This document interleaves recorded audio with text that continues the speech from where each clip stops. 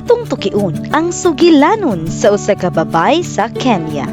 Kini ang sugilanon ni Mary nga nagauluhan pag kinabuhi alang sa Dios.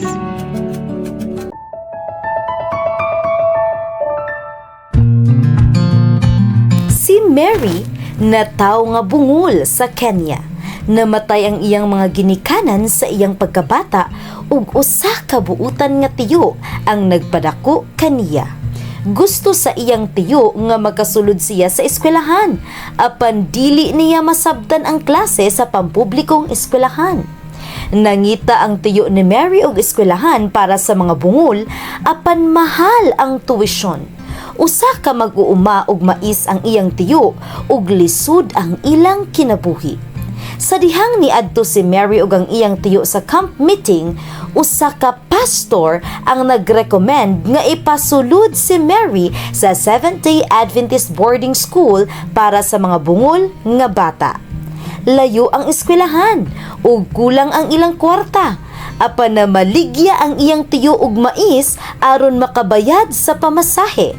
Sa eskwelahan, giabi-abi si Mary ug giingnan nga libre na ang iyang tuwisyon. Nakapuyo siya sa dormitoryo ug nakakat-on og bag-ong kinabuhi.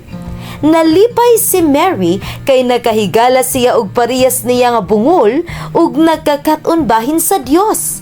Ganahan kaayo si Mary sa teksto sa Juan 3:16. Sa paglabay sa panahon, nakakat-on siya magbasa ug nisugod og pagbasa og mga teksto sa Biblia kada adlaw. Sa ulahi, nidawat siya kang Hesus ug nakasabot nga mabuhi siya alang sa Dios. Karon, si Mary 13 anyos na ug nagwali na sa ilang simbahan, sa eskwelahan ug sa uban pang mga simbahan. Miingon siya, bisan pa og bungol ko, nadungog nako si Jesus.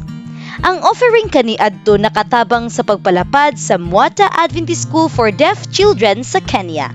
Lakip ang bag-ong dormitoryo ug dining hall. Salamat sa inyong paghatag nga nagpadayon sa pagtabang sa mga bata nga makaila kang Jesus.